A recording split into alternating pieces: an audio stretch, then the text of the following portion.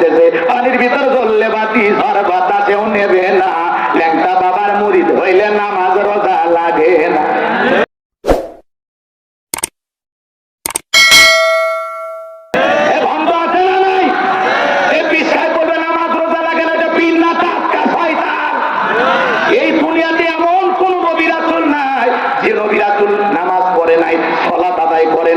নবীদের যদি নামাজ লাগে, আপনার পীর কি নবীর চাইতে বড়? এ কথা কোন নাকি আপনারা? ওই পীর কি নবীর চাইতে বড়? সিজদার মতো একটা সিজদা দিবি, জান্নাত পার হয়ে জাহান্নামের গর্তে পড়বি। আছে না ভাই? আল্লাহ খুবই ভালো জিনিস। পীর ছিল শাহজালাল, খানকায় পীর রাষ্ট্রদেবীর নারাই তাকবীর হুঙ্কার দিয়েছে, পৌর গোবিন্দ পালাইতে বাধ্য হয়েছিল। এগুলো ছিল পীর। এখনকার পীর না ডিজিটাল কি? নিজে নামাজ পড়ে না, প্রচন্ড শীত, এক পেশাব করে পানি নেই। মুরিদে জিজ্ঞাসা করছে, বাবা পানি নিলেন না? নবীর নাকি হোসাইন ফুরাত নদীর পানি না পেয়ে শাহাদত করেছে তার পরিবার। যে পানি নবীর পরিবার পায়নি, সেই পানি আমি এই জায়গায়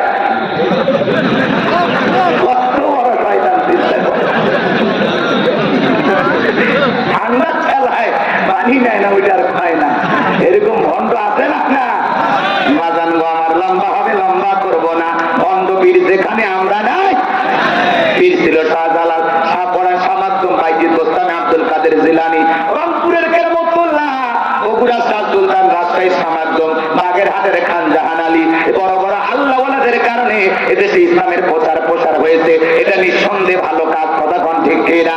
আল্লাহ বলেন, অকুনু মা সাদিকিন, তোমরা সত্যবাদীদের সঙ্গে হও। যে পীরের পা থেকে মাথা পর্যন্ত নবীর সুন্নাত দিয়ে ঢাকা, যার চেহারার দিকে তাকালে আল্লাহর কথা স্মরণ হয়। যেই দরবারে কোনো ভণ্ড ভণ্ডামি বোঝেন না, নারী পুরুষ একত্রে হয়ে জিকির করে, যেই পুরুষ নিজের ইমামতি দে, যেই পীর সাহেব নিজের ইমামতি দে, মুরিদদেরকে নিয়ে নামাজ আদায় করে, ওইটা হলো পীর। কথা কোন ঠিক কিনা? আর যেই দরবারে নারী পুরুষ একত্রে হয়ে লুকিয়ে তবলা বাজায়া লাফালাফি করে জিকির করে, ওইটা পীরের দরবার না, ওইটা হলো শয়তানের আড্ডাখানা। এদের কাছে যাওয়া যাবে? নারী পুরুষ একত্রে জিকির দেখেননি? কথা কেন দেখেননি? দেখছেন? জিকির করতে করতে মহিলার শাড়ি, মানে শাড়ি আর শাড়ি থাকে না। কথা কেন? হাই রে ভণ্ড। আমাদের এলাকায় ছিল, এখন কমছে। এগুলো বাড়ি বাড়ির কারণে কমছে। কথাটা বুঝতে পারছেন? যাই হোক, আমি আর ওদিকে যাবো না, কথা অনেক বলার হচ্ছে, সামনের দিকে যাই। কষ্ট হচ্ছে আপনাদের। জ্ঞানী লোকের জন্য হালকা কথাই যথেষ্ট। তাহলে ভণ্ড পীরের কাছে আমরা যাব। যেহেতু এলাকায় দিনই প্রতিষ্ঠান বেশি, আলেম ওলামা বেশি, আমার বিশ্বাস এলাকায় পীর মুরিদি নাই। আছে এলাকা তো আছে, কম কম না? আচ্ছা ঠিক আছে, শোনেন, কোন ভণ্ড পীরের কাছে যাবেন না, ঠিক আছে তো ইনশাল্লাহ। আর যে গরু ছাগল নিয়ে যারা দৌড়ে, এরা বড় পাগল। আচ্ছা গরু ছাগল পীর সাহেবের দরবারে কি লাভ? লাভ আছে ভাই, লাভ আছে।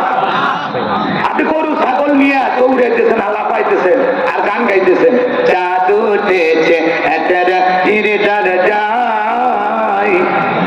গরু ছাগল নিয়ে আর গান গাইতেছে। এ ভাই শোনেন,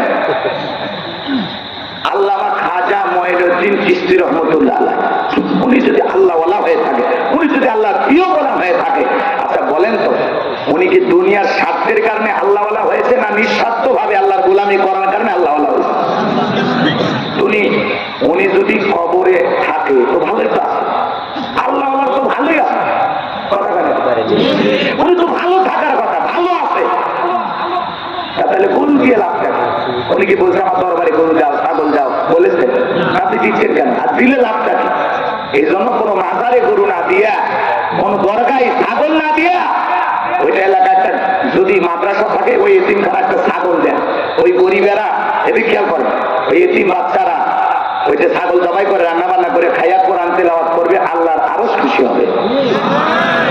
একটা গরিব মেয়ের বিয়ে হয় না, ওই গরু জবাই করে এই বিয়েতে মেহমানদারি করায় দেন, আল্লাহর আরো খুশি হবে। কথা বলে ঠিক কিনা? আর আপনি সব গরু ছাগল নিয়ে ট্রাক ভর্তি করে যাচ্ছেন, কয়েক হাজার গরু যায়, সব বিক্রি করে পীরের অ্যাকাউন্টে টাকার বস্তা। আর কোন গরিব মুরিদ যদি অসুস্থ হয় পিসায় কি 5 লাখ টাকার চেক লিখে দেয় যে যাও আমার এই গরিব মুরিদ অসুস্থ একটু চিকিৎসা করুন? জীবনে দেখেছেন? খালি নিচে দেখেছেন, তিনটে দেখেননি। এই জন্য বাদ দেন, সচেতন হন। দিয়ে লাভ কি? লাভটা কি? মা বাবাকে ভাত দেয় না, পীর বাবা খুশি করার জন্য অস্থির হয়ে গেছে। কথা শোনা, পিতা মাতার সাথে খারাপ ব্যবহার, আলেম ওলামা ফলমূল খাওয়াচ্ছে, তো দাম আছে না? আগে মা বাবার সেবা কর। পিতা মাতা হলো দুনিয়ার সবচাইতে বড় পীর, কথা বলে ঠিক না? পিতা মাতা খুশি, আরশের মালিক খুশি। একটা গরু নিয়ে দৌড়াও না, ভালো হয়ে যান। একটা গরু যেন ওদিকে না যেতে দেখি। এরপরেও যদি যান আপনার সাথে পাগল কেউ না। আমাদেরকে অনেকে বলে হুজুর খুব ভালোবাসি, আমি তখন বলি ভালো তো ওরাই বাসে রে, ওরা গরু পর্যন্ত নিয়ে যায় ভালোবাসার ঠেলায়। আর তোরা ভালোবাসার ঠেলায় 1,000 টাকা দিয়ে মুসাফা করিস না, কিসের ভালোবাসা? রাগ করেছেন মনে হয়, কষ্ট মনের মধ্যে নেবেন না বাজান। এগুলো কথা তুলে ধরা দরকার আছে না নাই? দরকার আছে না নাই? এক মাজারে যা দিকে মশুরি টাঙানো কেন?